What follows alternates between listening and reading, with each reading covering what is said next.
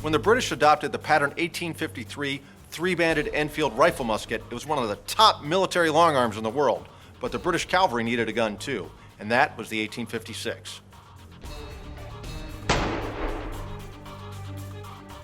One of the more significant small arms designs to come from the 19th century was the 1853 Enfield Rifle Musket.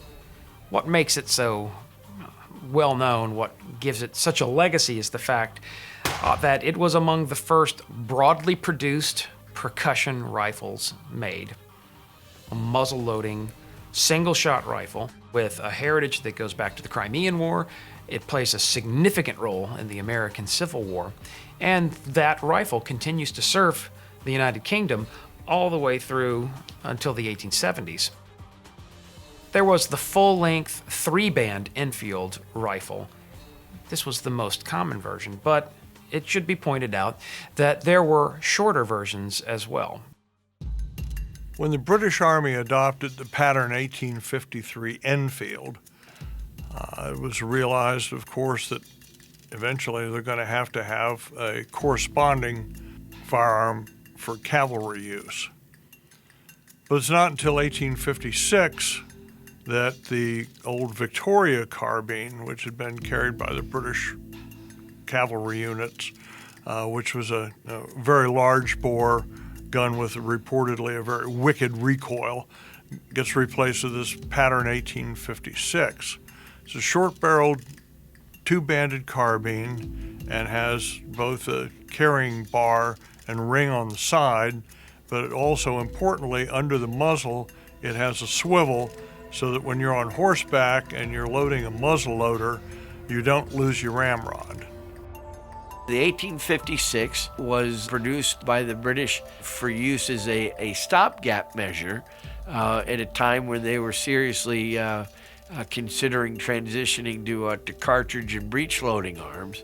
And it did not have a great long service life, but it came around at an opportune time for Caleb Hughes and the Confederate purchasing agents to pick up about 10,000 of them and have them imported into the Confederate States between 1861 and 1865.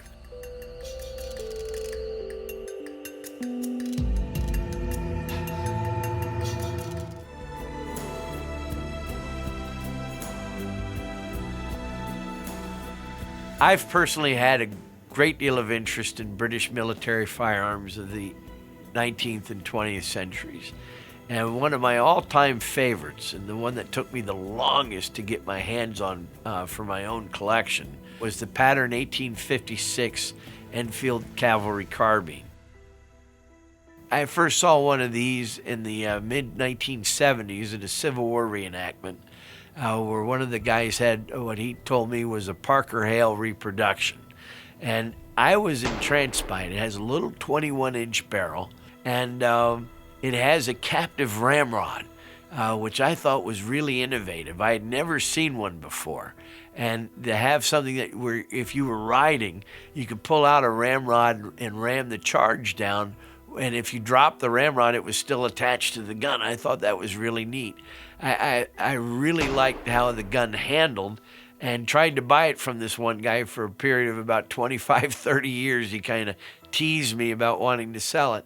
I could never find another one, though, to buy personally until recently. So these carbines are actually fairly scarce, and typically when you see them in the United States, they were Confederate guns brought in by blockade runners. But their scarcity could be explained by one report from the 7th Indiana Cavalry. On the 12th of December, 1864, the 7th Cavalry moved from Memphis with a cavalry expedition under General Grierson. On the 28th, Forrest's dismounted camp at Vernon, Mississippi was surprised and captured, and a large quantity of rebel stores destroyed, including 16 railroad cars loaded with pontoons for Hood's army and 4,000 new English carbines. They were brought in even up to almost the very end of the war, because one by one, the Confederate importation points like New Orleans, Mobile, Pensacola, Charleston, Savannah, These all fell to the Union blockade.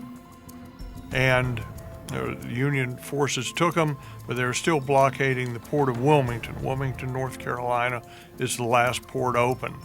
And indeed, in 1864, the records show that they're still importing these 20 guns to a crate, and anywhere from a half a dozen to as many as 20 crates per ship on these fast blockade runners, bringing the guns from either Bermuda or down in the Bahamas through the Union blockade and into Wilmington. Now, the ones that'll be showing up for Confederate use are most often marked with the Birmingham small arms trade stamping in the stock.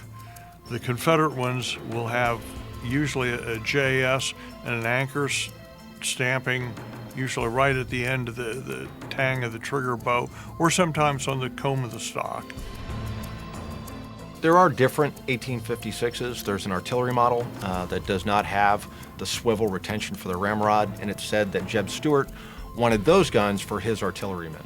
But the typical version that you see is the Cavalry Carbine, and anytime you have a Confederate gun, you need to be wary. Confederate firearms are probably more fake than anything else, and I have seen examples that purport to be original 1856s that most assuredly are not.